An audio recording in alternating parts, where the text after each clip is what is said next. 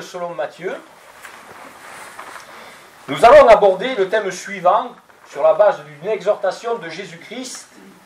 Vous aussi, tenez-vous prêts. Vous aussi, tenez-vous prêts. Matthieu, chapitre 24. Matthieu, chapitre 24. Nous lirons à partir du verset 36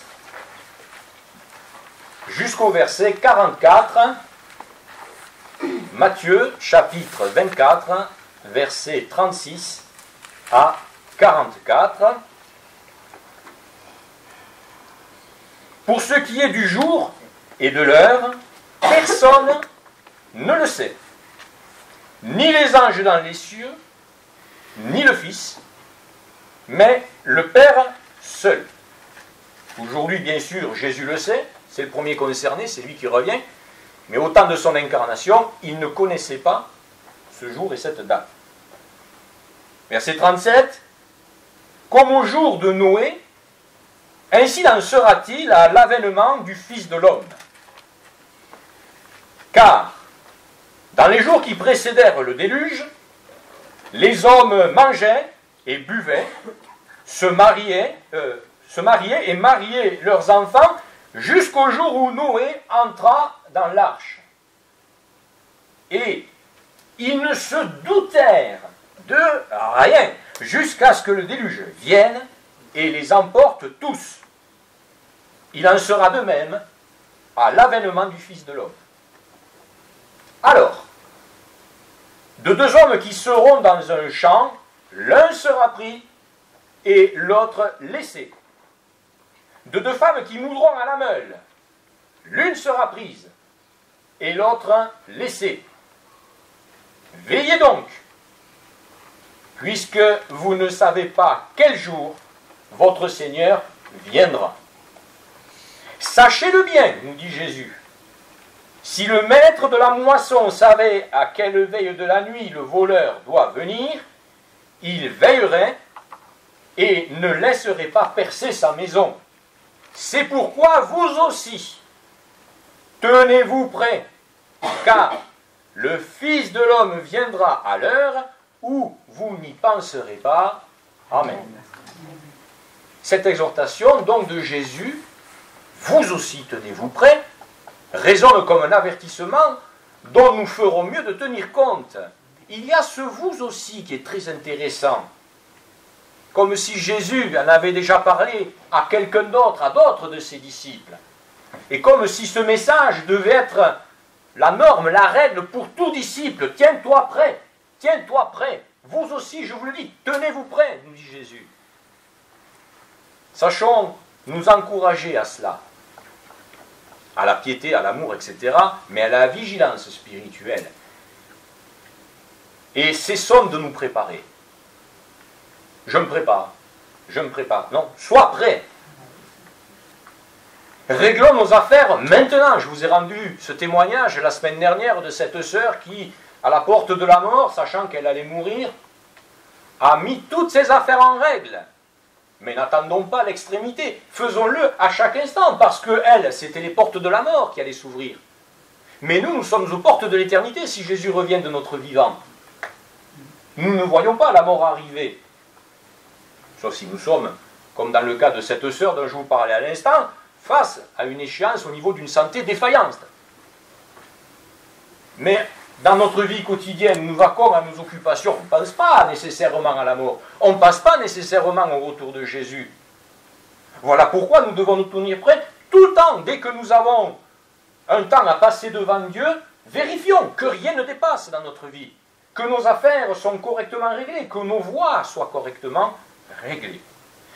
Hier, je discutais avec un frère âgé, dans l'âge et dans la foi, et cet homme s'était converti à la période de la guerre, donc ça ne remonte pas à hier, et je lui disais, mais vous qui avez vu passer tant de générations, qu'est-ce qui a changé dans l'Église? Et il m'a répondu, je l'ai noté, la chose suivante. L'Église a abandonné le seul chemin qui mène à la vie. Or, l'Église, bien sûr, c'est pas celle de Jésus, qui reste fidèle.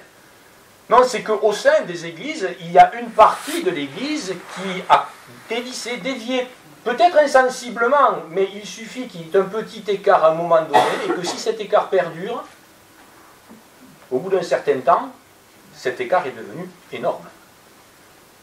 Par manque de réforme personnelle, par manque de réforme collective, parce que lorsque dans une église on ne prêche plus la grâce, on ne prêche plus la croix, on ne prêche plus la justice de Dieu autant que l'amour de Dieu, il y a nécessairement un fossé qui se creuse par rapport à la doctrine.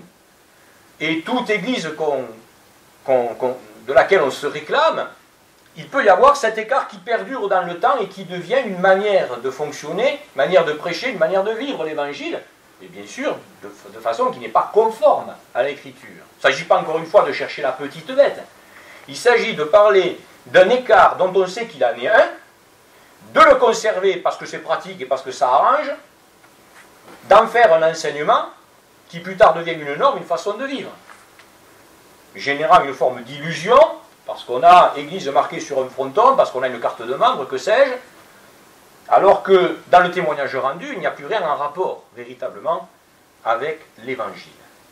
Sommes-nous certains de faire partie de l'Église que Jésus vient chercher? Je ne parle pas ici de la dénomination, vous avez bien compris. Je parle du corps mystique de l'Église qui est le rassemblement par la foi de tous les croyants. Avons-nous la certitude à titre individuel que nous faisons partie de l'Église de Jésus-Christ, l'Église que Jésus s'est acquise par son sang et qu'il purifie et qu'il sanctifie tous les jours? Faisons-nous partie de cette Église? En tout cas, l'exhortation de Jésus nous le dit. Préparez-vous, soyez prêts plutôt, soyez prêts, tenez-vous prêts à faire partie de cette Église.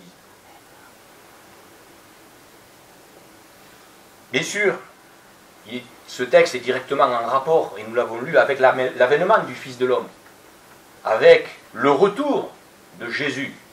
Attendons-nous le Seigneur? Répondez à la question, est-ce que nous attendons le retour du Seigneur? Est-ce que c'est notre espérance?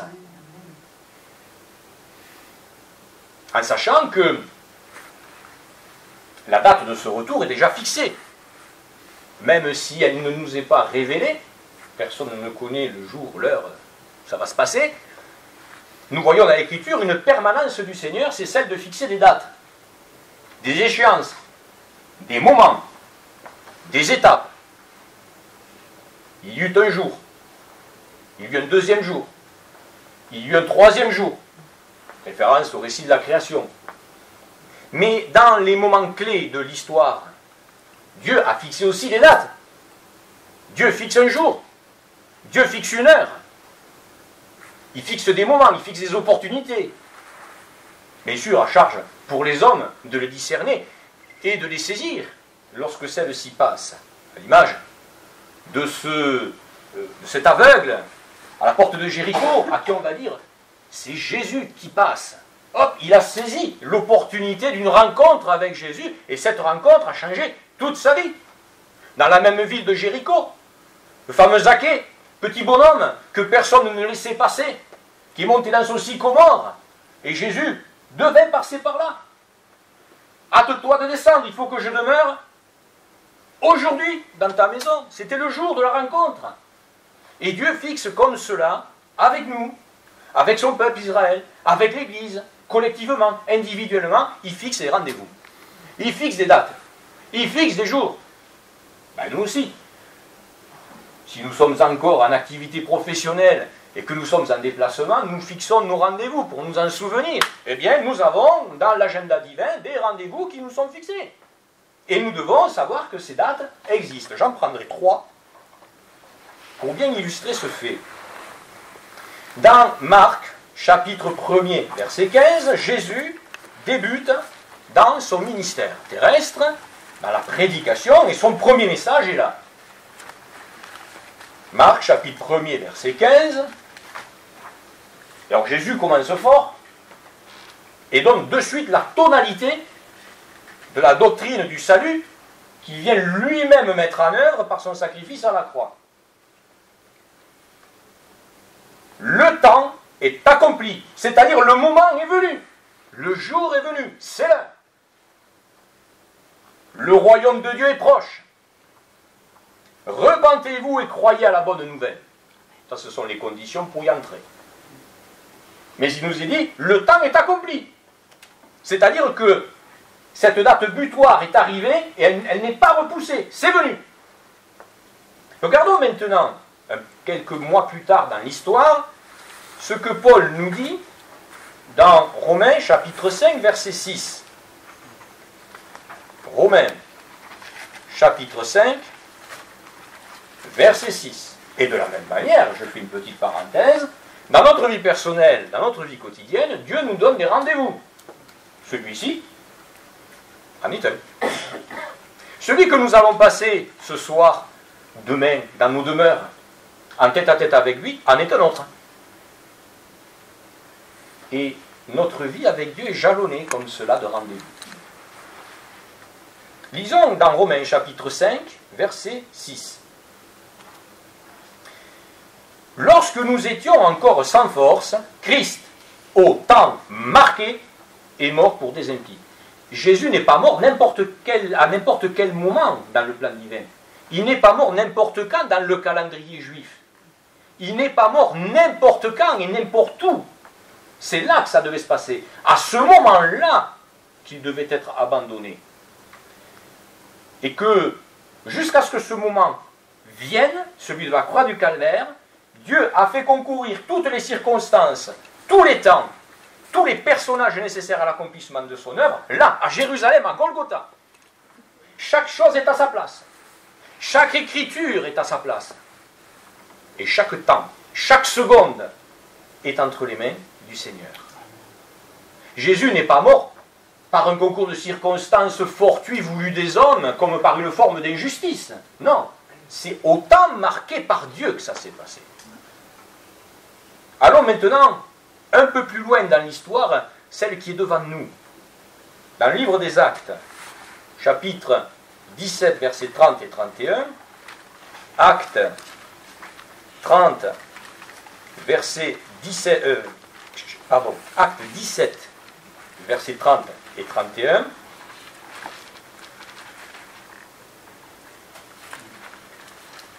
Acte 17, versets 30 et 31. Dieu, sans tenir compte des temps d'ignorance, annonce maintenant. C'est le moment. Mais poursuivons. À tous les hommes, en tout lieu, qu'ils ont à se repentir. Pourquoi? Parce qu'il a fixé un jour, encore un temps qui est marqué. Dieu a fixé un jour où il va juger le monde selon la justice par un homme qu'il a désigné, et il en a donné à tous une preuve digne de foi en le ressuscitant d'entre les morts, c'est-à-dire Jésus, c'est lui qui jugera le monde. Et ce jugement se fera à un jour que Dieu a fixé. Un jour, les disciples vont poser une question à Jésus au sujet du rétablissement du royaume de Dieu, du royaume d'Israël. Et Jésus va leur répondre, « Il ne vous est pas permis de connaître les temps que le Père a fixés de sa propre autorité. » Donc, Dieu n'agit pas de façon incohérente, il agit selon un plan daté. Les dates, nous ne les avons pas. Mais nous pouvons être certains, à l'image de ce qui est déjà accompli, que Dieu fera exactement et le moment voulu ce qu'il a décidé, ce qu'il a annoncé. Dieu agit donc scrupuleusement à un calendrier qu'il a établi de façon précise. Cela n'a pas d'impact pour nous parce que nous ne connaissons pas ces dates. Par contre, cela oblige Dieu. Parce qu'il ne revient pas sur ce qu'il a décidé. En particulier de ce que lui se propose d'accomplir unilatéralement, c'est-à-dire sans que la foi de l'homme soit nécessaire à l'accomplissement de ce plan. Le retour de Jésus en fait partie. Il y a des hommes qui ne vont pas croire, ça ne va pas empêcher Jésus de revenir. Mais d'accord. Des hommes ne vont pas croire, ça ne va pas empêcher Jésus d'exercer des jugements. Si nous avons, nous, aujourd'hui, Jésus pour avocat, ceux qui n'ont pas cru, les incrédules, les impies, les méchants, auront le même Seigneur, mais pour juge. Donc tout cela, que la foi de l'homme se manifeste ou pas, ce plan s'accomplira. Le retour de Jésus a d'ailleurs été prophétisé. Jésus n'est pas venu comme cela, comme une découverte, on ne sait pas trop d'où il venait, enfin, nous ne savons d'où est cet homme, nous dirons les pharisiens, les religieux, mais l'Écriture nous le dit bien d'où il vient. Et il y a quelque part, chez eux, chez les religieux, une forme d'hypocrisie, parce qu'ils savaient très bien au regard de l'enseignement et des œuvres de Jésus, quelle était sa provenance. Et d'ailleurs, l'un d'eux va trouver Jésus dans Jean chapitre 3 en pleine nuit.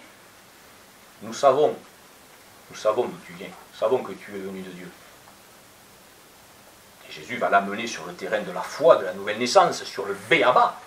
Et cet homme-là n'a même pas pu le saisir, alors que c'était à lui, homme d'Israël, enseignant, docteur de la loi, de connaître ces choses et de les annoncer. Retour de Jésus prophétisé, et nous connaissons les conditions de l'accomplissement du plan de Dieu. La semaine dernière, nous avons pris une lecture que nous allons reprendre maintenant, concernant l'avènement de Jésus et l'avènement, entre guillemets, avènement de l'Antichrist. On va prendre ce texte maintenant, dans 2 Thessaloniciens, chapitre 2, versets 1 à 8. 2 Thessaloniciens, chapitre 2,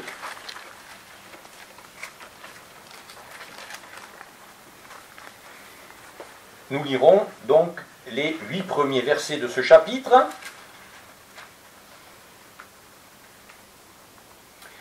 Nous vous le demandons, frères, en ce qui concerne l'avènement du Seigneur Jésus-Christ et notre rassemblement auprès de lui.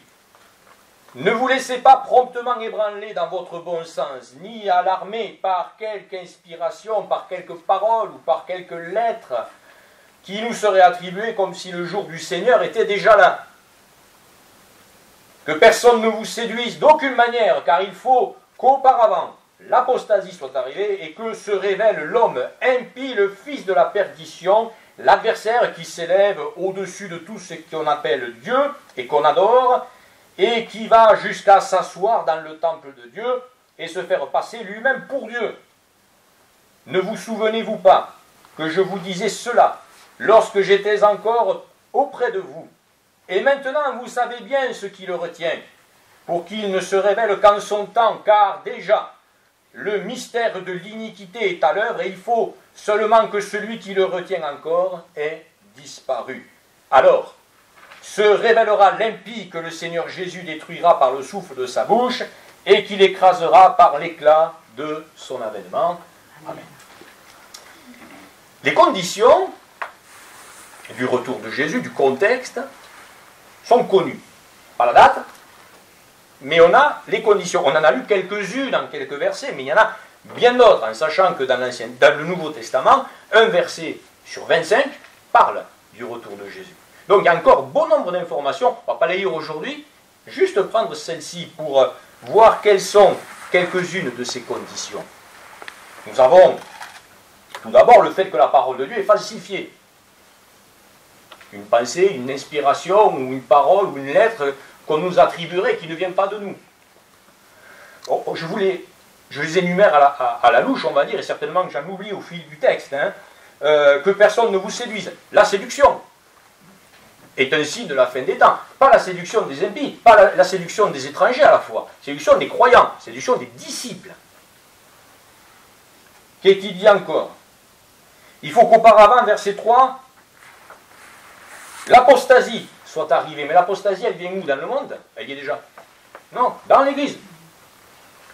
Il faut aussi que se révèle l'homme impie, verset 3, le fils de la perdition, l'Antichrist.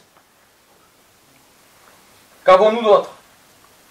Il nous est parlé au verset 3 de la séduction, il nous est parlé au verset précédent du trouble généré par certains dans l'Église de Jésus-Christ. Il nous est parlé de ceux qui le retiennent et de celui qui le retient. Ce qui le retient, c'est un neutre. C'est l'Église de Christ. Celui qui le retient, c'est une personne, c'est le Saint-Esprit. Et on comprend par là que tant que l'Église, tant que l'Esprit seront ici, l'Antichrist ne pourra pas monter dans son autorité. Tout au plus, on le verra paraître, on ne va pas forcément discerner qui c'est, mais on le verra apparaître. En tout cas, une chose est sûre, nous ne le verrons pas régner, parce que ce texte nous dit que ce qui le retient et celui qui le retient auront été enlevés au préalable. Donc tant que l'Église est là, l'Antichrist ne peut pas régner. Alors j'apporte une petite précision et en même temps une exhortation, voire un avertissement selon le cas.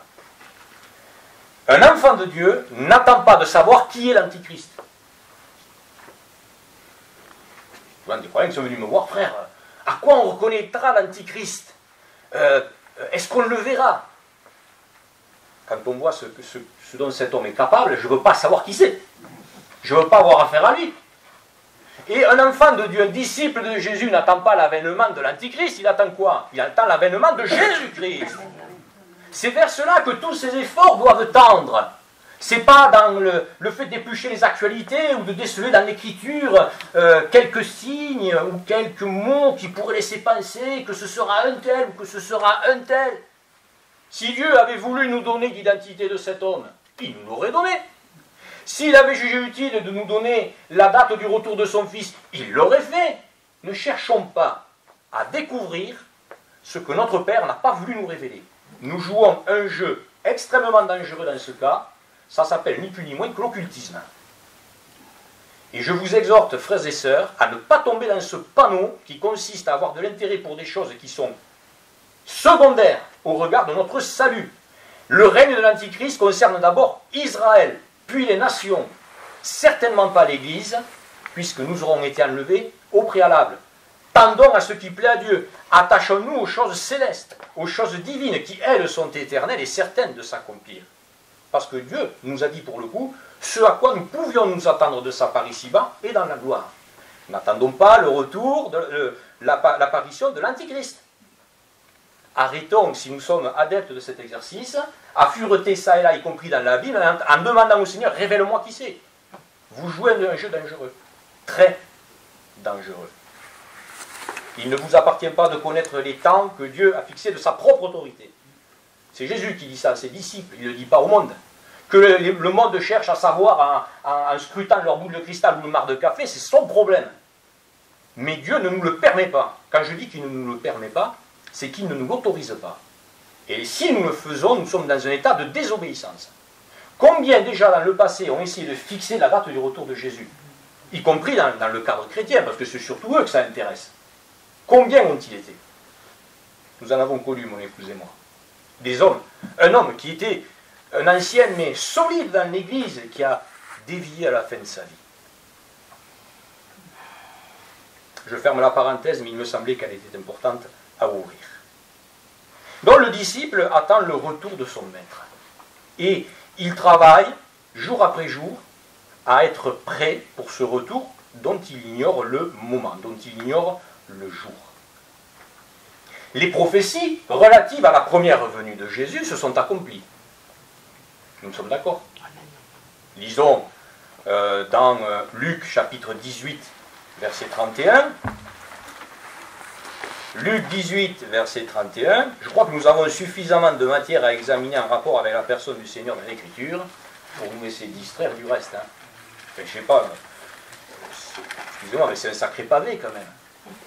Il y a de la sagesse, il y a de l'enseignement, il y a de l'éducation, il y a des avertissements, il y a des encouragements, il y a des félicitations, il y a des passages qui sont beaucoup plus ardus et rugueux à lire, il y en a d'autres qui nous impressionnent davantage, qui produisent une forme de mal-être. Le livre des juges, on en parlait avec mon épouse, il se passe des choses abominables dans le livre des juges, certaines d'entre elles dans le livre de la Genèse. Quand vous lisez le livre de l'Apocalypse, heureusement que Dieu nous a parlé par révélation, au travers de tableaux donnés devant l'apôtre Jean qui va les décrire les uns après les autres, parce que si Jean avait vu exactement ce qui allait se passer, il n'aurait pas pu le supporter. Et nous non plus. Acceptons la pudicité de Jésus. Acceptons la pudicité des évangiles, qui nous parlent en deux mots très simples de la crucifixion, qui ne s'éternise pas à décrire comment sa peau a été écorchée, comment son cœur, enfin son côté a été percé, comment l'épine des pierres peut susciter une douleur au niveau de... Non, il a souffert. Et il est mort. Souffrir, ça parle. Être mort, ça parle. Cherchons pas de détails scabreux qui ne feront pas avancer notre foi. Jésus est ressuscité. et il vit désormais au siècle des siècles. Luc chapitre 18, verset 31, c'est Jésus qui parle ici.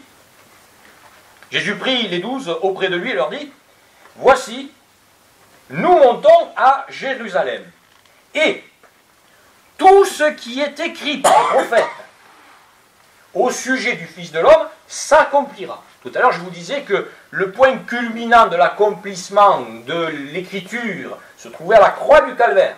Nous sommes ici au chapitre 18 de l'évangile de Luc. Tout ce qui est écrit par les prophètes au sujet du Fils de l'homme s'accomplira. Et il savait de quoi il parlait, puisque c'était lui, dans sa personne, qui était l'accomplissement de l'écriture. Alors, ce qui devait être accompli à Jérusalem, à la croix du Calvaire, était en rapport avec sa première venue.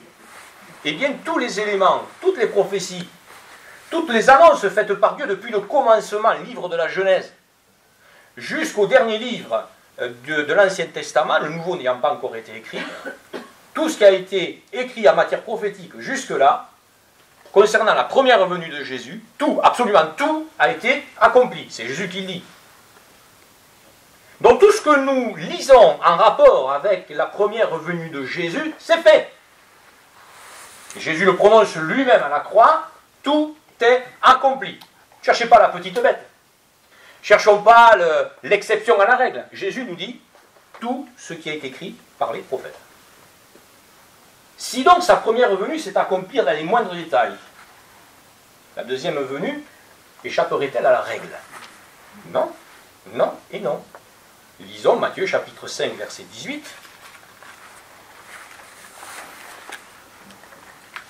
Matthieu 5, 18, c'est un texte qui est très très important. Il est court, mais il est très important. On pourrait même prendre le verset 17. Matthieu 5, 17, 18. « Ne pensez pas que je sois venu abolir la loi, c'est-à-dire retirer à quelques commandements ou à quelques prophéties une certaine partie de leur contenu, juste parce que j'en ai envie. Non. Y compris dans la mort que je dois souffrir, je suis venu non pas pour abolir, mais je suis venu pour accomplir. » Verset 18. « En vérité, je vous le dis, jusqu'à ce que le ciel et la terre passent, car les cieux et la terre passeront, vous le savez. La terre, les cieux seront détruits. » Vous regardez les derniers chapitres de l'Apocalypse, il nous est dit qu'il ne fut plus trouvé de place pour eux. Ils auront été détruits à ce moment-là. L'apôtre Pierre en parle dans l'une de ses épîtres. En vérité, je vous le dis, jusqu'à ce que le ciel et la terre passent, pas un seul iota, pas un seul trait de lettre de la loi ne passera jusqu'à ce que tout soit arrivé. Et dans ce tout, il y a ce qui est en rapport avec la première venue de Jésus pour mourir et souffrir et mourir, mais il y a aussi la deuxième venue de Jésus pour le monde de ce coup-ci, pour exercer ses jugements. Pour nous, deuxième venue pour nous sauver, pour le monde, deuxième venue pour juger. Mais tout, il le dit. Pas un iota. Un iota, c'est la plus petite lettre grecque. C'est un petit trait comme ça. Voilà. Un trait de lettre, c'est le trait de lettre, on trouve ça dans l'écriture hébreu. C'est fait à base de lettres. Eh bien, Jésus nous dit, le moindre iota, le moindre trait de lettre, tout, absolument tout, s'accomplira, et c'est lui qui y veillera. Et s'il a veillé, détail par détail, à accomplir les prophéties relatives à sa première venue, il en sera de même quant à sa seconde. Pour nous, ça nous parle, parce que c'est notre espérance. Lisons dans Hébreux chapitre 9, versets 27 à 28. Alors, j'ai pris l'habitude depuis longtemps dans mon service de citer l'Écriture pour illustrer mon propos ou pour l'éclairer.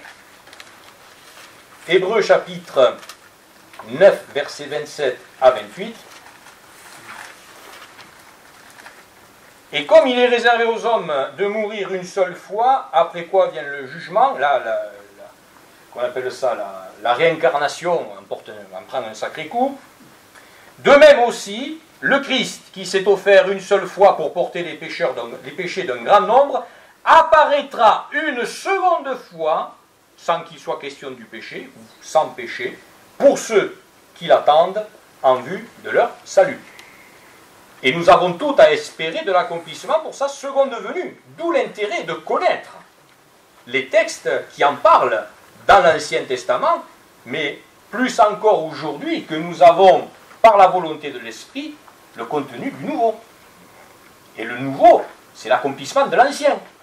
Mais il n'y a pas de Nouveau sans Ancien.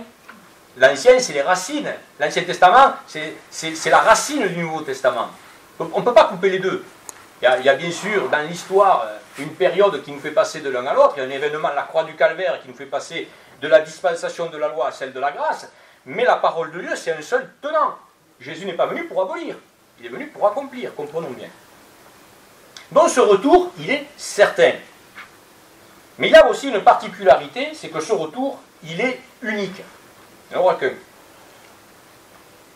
Et que l'offre qui permet de participer à ce retour, elle a une validité limitée. Si nous lisons dans Matthieu chapitre 25, versets 10 à 13, Matthieu 25, versets 10 à 13, c'est un passage de la parabole des 10 vierges. Et dans le cadre de cette parabole, il nous dit ceci: pendant qu'elles allaient en acheter de l'huile, l'époux arriva. Celles qui étaient prêtes entrèrent avec lui au festin des noces, et écoutez bien, et la porte fut fermée. On ne sait pas par qui, mais la porte fut fermée. Et la palissade aurait dit la même chose: quand une porte est fermée, on ne rentre pas. C'est pour ça qu'on la ferme. Bon, quand on est en prison, c'est pour pas qu'on en sorte, mais dans ce cas ici, c'est pour pas qu'on rentre dans la salle du repas des noces. Plus tard, on parle des temps fixés par Dieu, vous savez, plus tard, c'est-à-dire trop tard, les autres vierges arrivèrent aussi et dirent: Seigneur, Seigneur, ouvre-nous. Imaginez, au moment où l'eau a commencé à tomber, au moment du déluge, qu'est-ce qu'il y a? C'est Noé, Noé, ouvre-nous. Et qu'est-ce qui se passera au moment de l'enlèvement de l'église? Seigneur, Seigneur, ouvre-nous. Poursuivons. Je suis perdu. 25, 10, 13. Voilà. Plus tard, les autres vierges arrivèrent et dirent: Seigneur, Seigneur, ouvre-nous. Mais il répondit, et là il n'envoie pas quelqu'un pour le dire, il le dit lui-même: en vérité, je vous le dis, je ne vous connais pas. Et cette exhortation, veillez donc, c'est-à-dire tenez-vous prêts, puisque vous ne savez ni le jour ni l'heure. Mais vous savez que vous ne connaissez pas l'heure et le jour. N'attendez pas qu'il soit trop tard. Il n'y a pas de deuxième passage, il n'y a pas de deuxième service. Il y a un jour, à la voix de l'archange, au son de la trompette de Dieu, en un clin d'œil, nous dit l'Écriture, nous serons enlevés. Ça ne va pas prendre 3 heures pour rassembler tout le monde. En un clin d'œil, ça se fera. Nous, on n'aura pas le temps de dire ouf, ou que nous soyons à ce moment-là et quoi que nous fassions, on n'aura pas le temps de dire ouf et de dire: oh, j'ai oublié quelque chose. Trop tard, hop. Mais ceux qui seront restés, ils n'auront pas le temps de dire ouf non plus, parce qu'ils ne vont pas comprendre ce qui est en train de se passer. Imaginez, le peu de croyants qui restera encore sur la terre, il n'en restera pas beaucoup à ce moment-là. Les centaines de millions de tombes qui seront ouvertes. Parce que si on cumule tous les croyants qui se sont succédés depuis Abraham, et même depuis avant, puis Enoch, où on a commencé à marcher avec Dieu, et à prier Dieu, imaginez toutes ces tombes qui vont s'ouvrir. Ils ne vont pas comprendre. On va leur trouver une explication, ne vous inquiétez pas, il y a une secte qui a pris possession des machins, on va noyer le poisson. Et en fait, nous connaîtrons ce qui s'est réellement passé. Eux ne le comprendront pas, ceux qui seront restés. Sauf les croyants qui avaient une vie de piété hypocrite, et qui ne se seront pas laissés prévenir, soyez prêts. Ceux-là comprendront, et les plus malheureux, ce sera ceux-là. Parce qu'ils avaient la solution, ils avaient l'opportunité, et ils passeront l'éternité à se dire: si j'avais su, si j'avais su, si j'avais su. Vous savez, un disque rayé, si j'avais su. Donc il y a un moment où il sera trop tard. C'est pour ça qu'il faut être prêt. Et comme je dis tout à l'heure, cessons de nous préparer. Soyons prêts. Préparons-nous, bien sûr, mais arrêtons de nous préparer sans cesse. Soyons prêts. En sachant qu'il n'y aura d'exception faite pour personne. Souvenons-nous, ayons toujours à l'esprit, que de façon imminente, le temps de la grâce va arriver à son terme. D'un instant à l'autre, ça sera la fin du pardon. Ça sera la fin de la conviction de péché. Ça sera la fin de la prédication de l'évangile par le Saint-Esprit. Bien des hommes par la suite essaieront de se repentir, de crier à Dieu, de pleurer véritablement, amèrement et réellement sur leur péché. Mais ce sera trop tard. La porte aura été fermée. Lisons dans 2 Corinthiens chapitre 6, verset 1er. 2 Corinthiens chapitre 6, nous lirons verset 1er et verset 2.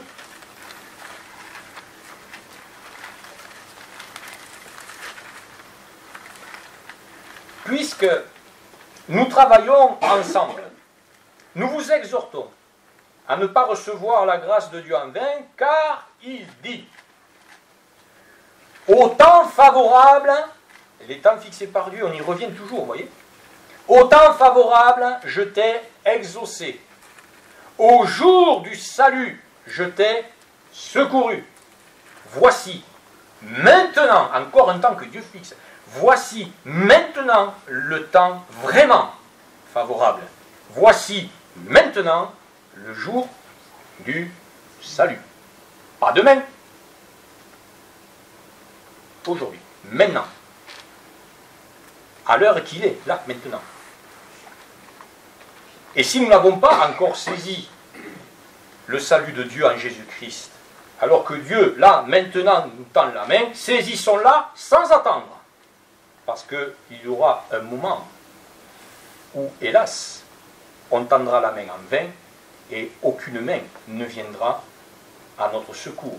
Si nous lisons en effet dans Ésaïe 55, c'est un chapitre d'essence messianique, quand il est écrit au début, ô vous tous qui avez soif, venez vers les eaux, même celui qui n'a point d'argent, salut gratuit, venez acheter et manger, venez acheter du vin et du lait, sans argent, sans rien payer, salut gratuit. Mais nous lisons un peu plus bas, au verset 6 et 7. Cherchez l'Éternel pendant qu'il se trouve, invoquez-le tandis qu'il est prêt. Que le méchant abandonne sa voie, appel à la repentance, Jésus, repentez-vous, Marc chapitre 1 verset 15 qu'on a lu tout à l'heure, que le méchant abandonne sa voie et l'homme de rien ses pensées, qu'il retourne à l'Éternel qui aura compassion de lui, à notre Dieu qui pardonne abondamment ou qui ne se lasse pas de pardonner. Aujourd'hui, maintenant, tandis qu'il se trouve, car il y aura un temps où Dieu ne se trouvera plus. Il y aura un temps où la grâce de Dieu ne sera plus accordée. Simplement parce que ce temps-là sera terminé, sera conclu par l'enlèvement de l'Église. Et au passage, l'enlèvement de l'Église porte d'autres noms. Enlèvement de l'Église, retour du Seigneur, avènement du Fils de l'homme, résurrection des croyants. Tout cela fait référence au même événement. Et une fois que cet événement sera passé, il sera trop tard et il n'y en aura pas d'autre. Alors les opportunités, Dieu nous en donne ici-bas, et aujourd'hui, nous en connaissons une, et Dieu nous dit, mais faites attention de ne pas recevoir cette grâce en vain. Elle est là, elle est gratuite, elle ne coûte rien, venez sans rien payer, prenez. Simplement parce que quelqu'un a payé la note, il faut quand même s'en souvenir, et c'est Jésus qui, à la croix du Calvaire, s'est chargé de cette lourde tâche de laquelle il s'est parfaitement acquitté. Si nous lisons, je vous fais cette lecture dans Hébreux 10, 37 et suivant, car, écoutez bien, encore un peu de temps, bien peu, ici je lis bien peu de temps, et celui qui doit venir viendra et il ne tardera pas. Pourquoi ne tardera-t-il pas? Parce qu'il a fixé le jour. Et mon juste vivra par la foi. Mais, s'il se retire, mon âme ne prend pas plaisir en lui. Quant à nous, nous ne sommes pas de ceux qui se retirent pour se perdre, mais de ceux qui croient pour sauver leur âme. Alors ça va dans les deux sens. Pour ceux qui sont étrangers à la vie de Dieu, qui vont rentrer dans la gloire, mais c'est aussi dans l'autre sens. Pour ceux qui connaissent la vie de Dieu et qui choisissent de se retirer, mais l'Écriture nous dit, pour se perdre. Un retrait de la foi, c'est pas anecdotique devant Dieu. le renoncement à un engagement, ce n'est pas insignifiant pour Dieu. C'est lourd de conséquences. Il se retire pour se perdre. Le retour de Jésus, on l'a bien compris, est imminent. Et dans ce que nous avons abordé ce matin, il n'est nulle part fait mention de quelque purgatoire que ce soit, comme une espèce de sas. Vous savez, cette espèce de salle où on se trouve quand on est enfant au collège, et qu'on n'a pas été sage pendant la récréation, le surveillant vous met dans l'antichambre du directeur, le petit bureau qui est juste avant le sien, où vous attendez de savoir comment il va statuer sur votre sort. Non, il n'y a pas de ça dans la parole de Dieu. Si on voit le purgatoire dans l'Écriture, c'est qu'on le lui a mis. Et il n'y a pas de purgatoire. Il n'y a pas de zone ou de situation spirituelle intermédiaire qui serait une séance de rattrapage. Non. Si l'épreuve de la foi n'est pas concluante, la foi, elle ne tient plus. Et comme c'est par la foi que nous sommes sauvés, le salut ne tient plus non plus. Car quand même j'ai cru une fois, si je ne prétends être agréable à Dieu, être sauvé que par les œuvres que j'accomplis, non. La foi et les œuvres. On ne peut bien sûr pas être sauvé par la foi sans les œuvres, nous dit l'apôtre Jacques. Par contre, prétendre être sauvé par les œuvres sans manifester la foi, il nous est dit, celui qui ne croira pas sera condamné. Quand il est écrit dans le cadre du baptême, un petit rappel, celui qui croira et qui sera baptisé sera sauvé, mais celui qui ne croira pas sera condamné. Marc chapitre 16. Ce qui signifie qu'on peut parfaitement être baptisé et être perdu. Le baptême, donc, ne sauve pas. Le baptême n'est pas fait pour ça. Et je le dis souvent aux personnes qui vont s'engager, comprenez bien que vous êtes déjà sauvés. Ce n'est pas en prenant le baptême que vous êtes sauvés. Le baptême, c'est un acte par lequel vous vous engagez à vivre comme quelqu'un de sauvé jusqu'à ce que Jésus vienne vous chercher. C'est un engagement, le baptême. Ce n'est pas un bain. Gardons-nous une seule seconde d'oublier les motivations qui nous ont animés pour demander le baptême et pour le prendre. Car si nous sommes passés par les mêmes processus, lorsque nous sommes descendus dans le baptistère, le pasteur nous a posé quelques questions. Lesquelles? Vous vous souvenez? Donc moi je m'en souviens, je l'ai pratiqué il n'y a pas si longtemps. Alors, est-ce que tu crois que Jésus est mort pour tes péchés et que son sang a été répandu pour te racheter de tes iniquités? On a répondu, oh là, oui. Est-ce que tu crois que Jésus, est-ce que tu crois dans la promesse de Jésus de revenir te chercher si tu marches jusqu'au bout? Oui. Est-ce que tu crois, est-ce que tu t'engages, plutôt est-ce que tu t'engages à marcher avec le Seigneur tous les jours de ta vie jusqu'à ce qu'il vienne te chercher, que ce soit par la mort ou par l'enlèvement de l'Église? On a répondu oui. Donc ce n'est pas une décision anodine. Quand on est plongé dans les eaux du baptême, on est déjà sauvé. On fait des disciples et on les baptise. On est d'accord? Mais quand on en sort de l'eau, que le temps passe, que l'habitude a tendance à s'installer, c'est un piège que de se laisser porter, de se laisser aller. Parce qu'il est écrit, après avoir baptisé les disciples, enseignez-leur à observer tout ce que je vous ai prescrit. Le service après-vente. C'est ça qui fait le plus cruellement défaut. Le service après-vente, et pas uniquement dans le commerce, dans la foi. Bon, maintenant que tu es baptisé, allez, vole.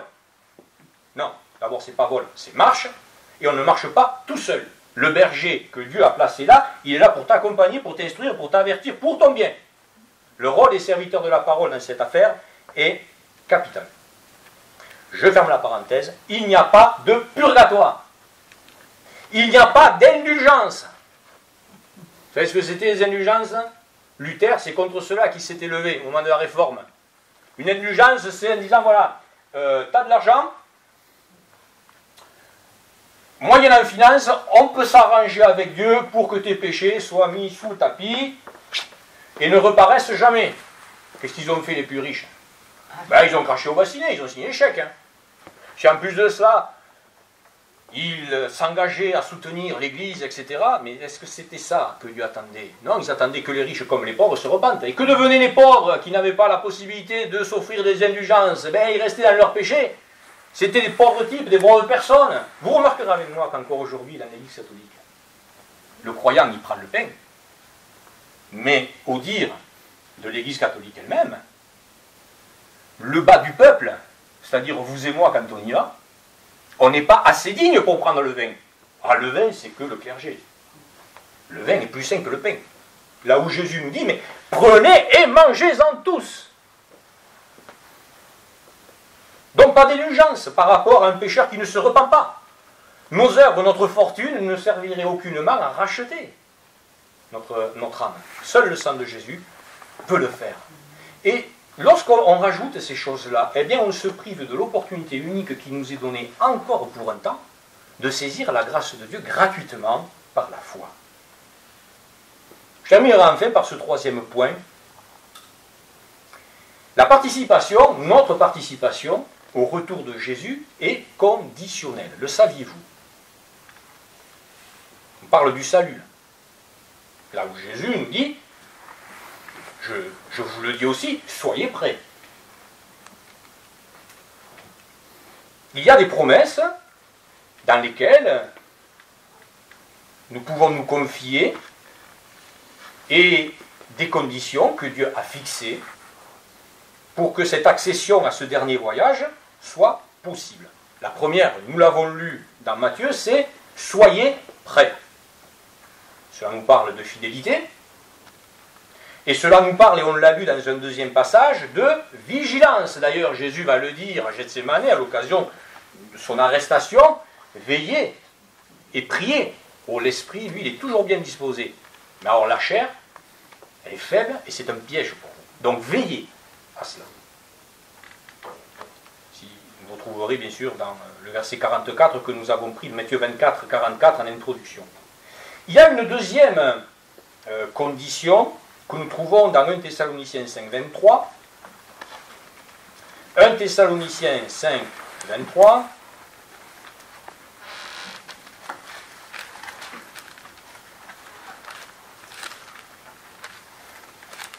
Que le Dieu de paix vous sanctifie lui-même tout entier.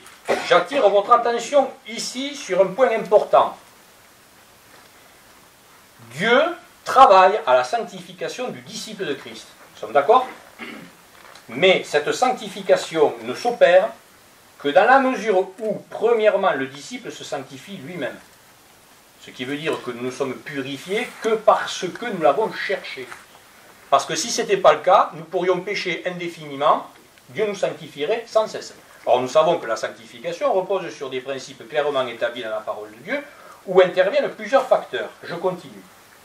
Que tout votre être, l'esprit, l'âme et le corps, soient conservés sans reproche à l'avènement de notre Seigneur Jésus-Christ. Sont concernés ici non seulement l'âme, c'est-à-dire notre personne intérieure, ce que nous sommes dans notre identité personnelle, non seulement l'esprit, le nôtre, en communion avec l'Esprit de Dieu, mais encore le corps. Le corps dont nous voyons qu'il appartient à Dieu. Bien, tout cela, tout notre être, l'âme, l'esprit, l'âme et le corps, c'est tout notre être, bien, soit conservé sans reproche. C'est-à-dire que nous devons veiller à chaque instant à ce que rien de souillé ne puisse nous toucher, ni âme, ni corps, ni esprit. Nos sentiments, certains traits de caractère, certains accès que nous pouvons laisser à l'adversaire. L'esprit en souffrirait. Mais aussi le corps. Le corps doit être lui aussi conservé dans la sainteté et la sanctification. Et au final, c'est Dieu lui-même qui nous sanctifie. Mais, je le disais, on pourrait parler aussi de sainteté, de pureté. Mais je vous disais au préalable, pour que Dieu puisse sanctifier lui, il fallait que le croyant se sanctifie pour son propre compte. C'est la première étape à la sanctification, parce que finalement, c'est Dieu qui rend saint. Ce n'est pas nous, par quelque œuvre, qui contribuons à devenir purs, on est bien d'accord. C'est le sang de Christ qui nous purifie de tout péché. Ce n'est pas nous qui nous déclarons purs, qui nous absolvons nous-mêmes de nos iniquités et de nos fautes. Ça, c'est la propre justice. C'est Luc chapitre 18, le pharisien dans le temple. Oh, je ne suis pas comme le reste des hommes. Purée, heureusement que le reste des hommes n'était pas comme lui. Regardez ce qui est écrit dans Hébreux chapitre 12, verset 14. Et tout ça, c'est un rapport, bien sûr, à mettre en perspective avec le retour de Jésus, ça va de soi. Hein. Hébreux 12, 14, concernant ce coup-ci, notre participation à notre sanctification. Là, il ne s'agit pas de la sanctification que Dieu opère finalement, mais de la sanctification que nous opérons nous d'abord. Hébreux 12, verset 14. Texte très connu. Recherchez la paix avec tous. Bon, et autant nous dit l'Écriture que cela dépend de nous, parce que pour faire la paix, il faut être deux. Bon. Et la sanctification, écoutez bien, sans laquelle personne ne verra le Seigneur. Cette sanctification-là, c'est la nôtre. L'apôtre Paul dit d'achever notre sanctification dans la crainte de Dieu. Ben, si c'est Dieu qui l'a fait, pourquoi je m'en soucierais? Non, c'est parce que moi je dois me sanctifier. Sanctifiez dans vos cœurs le nom du Seigneur. C'est une œuvre personnelle du disciple. Ce n'est pas Dieu qui le fait sans que le disciple n'y a participé. On l'a bien compris. Bien là, il nous est dit, recherchez la sanctification, parce que si vous ne la recherchez pas, sous-entendu, si vous ne la vivez pas, il n'y aura pas de part au retour de Jésus. Donc on peut parfaitement avoir une vie d'église, une piété formelle, voire de façade, et encore plus hypocrite, caché et voilé à tout le monde, sauf à Dieu à qui on ne peut rien cacher, et se retrouver là cloué sur le plancher des vaches, pendant que tous les autres iront à la rencontre du Seigneur dans les airs, sachant qu'il n'y aura pas de deuxième service. Ça vous est déjà arrivé de louper un train? Moi, ça m'est arrivé. C'était pas la fin du monde. La fin du monde. Ma vie ne s'est pas écroulée parce que j'ai raté un train. Heureusement que je n'avais pas de rendez-vous important. Mais je suis arrivé trop tard à la gare. Que sais-je, un retard de bus, un bus coincé en ville avec un accident, ou moi qui avais lambiné à la faculté avant de venir. Je ne sais plus pourquoi je suis arrivé en retard. J'ai raté mon train. Alors, c'était pas perdu. J'ai pris le suivant. Et je suis arrivé chez mes parents 1 heure après. Il n'y avait pas mort d'homme. Parce qu'il y avait un train qui venait derrière. J'aurais peut-être pas eu la même attitude si ça s'était passé à 1 heure du matin. Mais pour l'enlèvement de Jésus, ce sont des temps que le Père a fixés de sa propre autorité. Et vous remarquerez que le train, il part peut-être en retard, mais il ne part jamais en avance. Donc on a le temps. Enfin, on a le temps. On peut arriver à l'heure. Mais si on l'embine, le train, il part à l'heure. Ou en retard. Mais mis à part cette règle-là, il part à l'heure. Le Seigneur Jésus reviendra à l'heure voulue. Et ça se fera d'un clin d'œil. On n'aura pas le temps de tirer ouf. Et si c'est trop tard, c'est trop tard. Et là, c'est la sanctification qui va permettre. Petite révision qu'on a déjà faite la semaine dernière, regardez si vous en souvenez. Quels sont les 3 éléments à mettre en œuvre pour notre sanctification? 3. La parole de Dieu, l'Esprit de Dieu, le sang de Christ. Cela nous parle de quoi? Si on prend la parole de Dieu, cela nous parle de vivre selon l'Écriture. Parce que la sanctification, au-delà du fait de se purifier d'un péché, consiste à se conserver pur et à marcher selon la parole de Dieu. C'est ça la véritable sanctification. C'est une marche selon l'Écriture pour éviter la souillure. D'où l'exhortation qui nous est adressée de fuir le péché. Justement pour se conserver pur. Ce n'est pas parce qu'on a un grand effroi, non, c'est parce que ça nous salit et que si on le pratique, ça nous fait mourir. Il faut aussi être sensé. Si on parle de la sanctification par le Saint-Esprit, cela nous parle d'une marche par l'Esprit. Selon l'Esprit, selon les pensées de l'Esprit, de réfléchir, de penser, de prier, de louer, d'adorer par l'Esprit, des adorateurs en esprit et en vérité, nous dit le Seigneur. Et quand on nous parle du sang de Jésus, c'est de persévérer dans l'alliance en son sang. Or, cette alliance peut être transgressée par la désobéissance. Et ces éléments, la parole, l'esprit et le sang, travaillent ensemble pour la sanctification. Mais c'est à nous en demander les effets. Je ne suis pas dans l'obligation de me laisser conduire par l'esprit. Si je marchais par la chair, l'esprit, qu'est-ce qu'il fait? Il se retire. Et je marche dans la chair. Mais du coup, je viole l'alliance. Je ne suis pas obligé de respecter les enseignements de la parole de Dieu. Dieu ne me met pas le couteau sous la gorge. Mais l'âme qui pêche, nous dit l'Écriture, c'est celle qui meurt, celle qui mourra. Et on se rend compte que tous ces éléments sont inextricablement liés et qu'on ne peut mettre à l'écart aucun d'eux, parce que c'est toute notre éternité qui vacille dans le mauvais sens. Et puis un dernier élément que nous trouvons dans 1 Jean chapitre 2 verset 28, et ce sera notre dernière lecture. 1 Jean chapitre 2 verset 28, et on retrouve de nouveau cette idée du temps que Dieu fixe. 1 Jean chapitre 2 verset 28, et maintenant, petits enfants, demeurez en lui, afin qu'au moment où il sera manifesté, nous ayons de l'assurance, et qu'à son avènement, nous n'ayons pas honte de lui.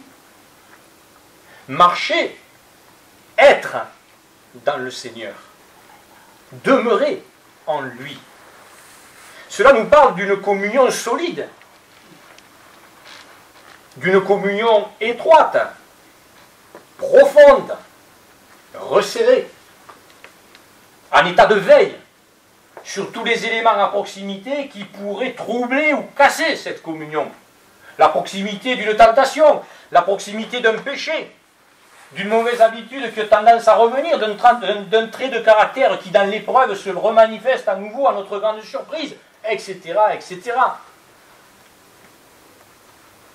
Marcher en Christ, demeurer en Christ, c'est aussi marcher et vivre en vérité.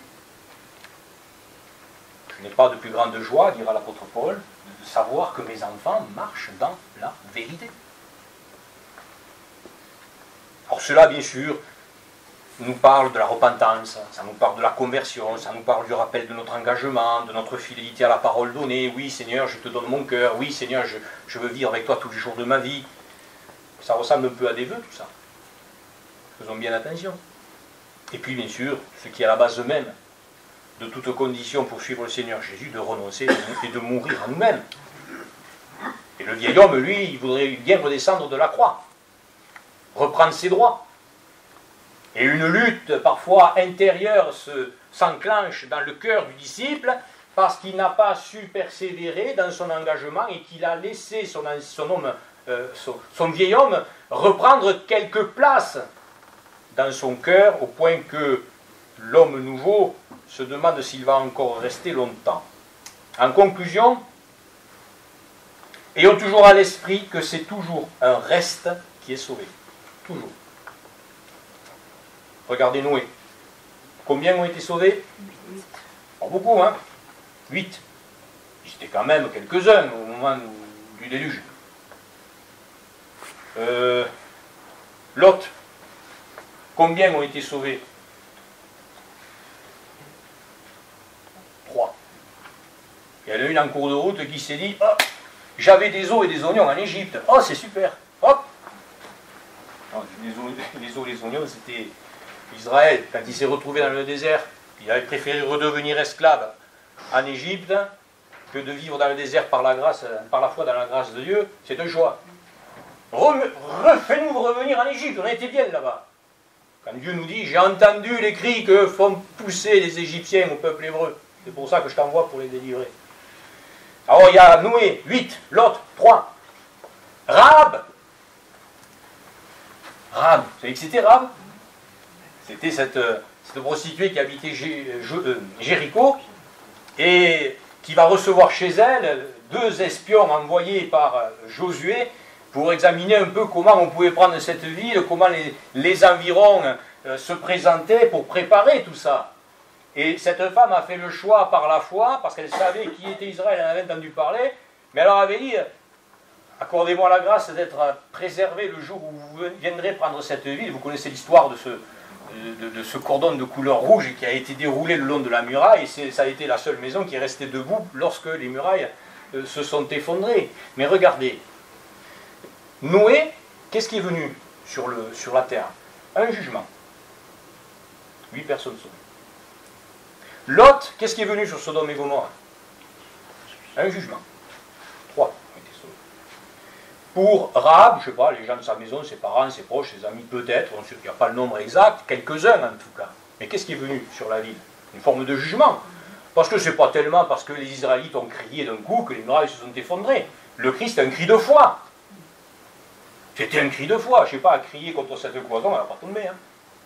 Non, à moins que la puissance de Dieu derrière vous commande de le faire pour que ça se fasse. Il vous met la contribution. Mais ce n'est pas eux qui font tomber les murailles de Jérusalem. Il ne faut pas attribuer à Josué ce mérite. C'est Dieu qui a accompli ce prodige. Est-ce que vous imaginez la taille et l'épaisseur des murailles de Jéricho à cette époque? C'était imprenable, imprenable. Mais ils ont marché par la foi. Une poignée ont été sauvés. Lors de l'avènement du Fils de Dieu, ça sera exactement la même chose. Un reste. Combien sont revenus de Babylone? Quelques centaines. Sur des milliers, des centaines de milliers que comptait Israël quelque temps auparavant. Eh bien, voyez-vous, tout à l'heure, je vous ai posé en introduction, êtes-vous certain de l'église à laquelle vous appartenez et que c'est bien celle que Jésus vient chercher? Tout croyant devrait se poser la question, Seigneur, est-ce que je fais partie de ce nombre? Nous avons deux églises qui se font face aujourd'hui. On a Philadelphie et Laodicée. Vous lirez tout ça dans le livre d'Apocalypse. À Philadelphie, Jésus dit, je viens bientôt. Le renouvellement de la promesse du retour du Sauveur. À Laodicée, le Seigneur dit, je suis à la porte et je frappe. C'est-à-dire, je suis dehors. Quand vous regardez la description qui est faite de Philadelphie et de Laodicée, vous ne pouvez pas vous empêcher, à cause de l'orgueil qui anime Laodicée, de vous dire Laodicée sont certainement les plus nombreux. Et Philadelphie, on doit les compter sur quelques doigts de main. Eh bien, c'est exactement ce qui se passe. J'ai connu dans le cadre de mon service 5 régions en France. 5. Donc j'ai parcouru quelques kilomètres, hein. J'ai visité quelques églises, j'ai rencontré quelques pasteurs et quelques croyants. Et jusqu'à ce jour, ça a été la même tendance. Le nombre de disciples authentiques chute et le nombre de chrétiens religieux explose. Avec un discours qui est déjà prêt, qui est formaté, c'est à s'y méprendre. Mais il y a une chose qui distingue les deux, c'est le fruit. Et Laodicée ne porte aucun fruit. Porte des feuilles, l'apparence de la piété, mais elle n'a pas de fruit. Alors, à quelle église faisons-nous partie? À l'église apostate, il faut que d'abord que l'apostasie soit arrivée. 2 Thessaloniciens 2, on l'a lu tout à l'heure. Ou bien est-ce que j'appartiens à l'église fidèle, qui n'a que très peu de force? C'est Jésus qui le dit, c'est pas moi. Qui a très peu de force, qui ne compte que quelques membres en son sein, donc qui ne sont pas forcément les plus nombreux, et elle constitue donc un reste. Ça vous vexe, ça vous frustre de faire partie d'une minorité? On aimerait que le plus grand nombre soit sauvé, et c'est la volonté de Dieu. Mais ça ne dépend pas de nous. Dieu nous dit, Proverbe chapitre 4, veille sur ton cœur, plus que toute autre chose. Veille-toi sur ton cœur. Les autres, je m'en occupe. Prie pour eux, mais ce n'est pas ton affaire. N'en fais pas une affaire personnelle. Une affaire personnelle, c'est toi ton propre salut. Travaille-y. Travaillez à votre salut, nous dit l'apôtre Paul, avec crainte et tremblement. Beaucoup de textes pourraient être cités, mais on n'a pas le temps. Jésus revient chercher ceux qui vivent une piété authentique. Ceux qui n'ont pas la façade à présenter, mais qui ont le cœur à ouvrir. Je crois que c'est le psalmiste qui disait, mais sonde mes pensées, sonde mes reins. Qu'est-ce que tu vas trouver, Seigneur?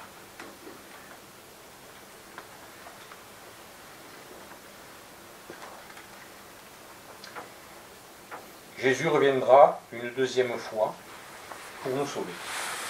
Et je le disais, il reviendra une deuxième fois pour juger ceux qui n'auront pas voulu de lui. Nous sommes libres d'accepter ou de refuser. Mais ce refus ou cette acceptation ont des répercussions éternelles. Et quand nous comparaissons devant Jésus, il ne fera que rappeler la position que nous avions au moment de notre mort.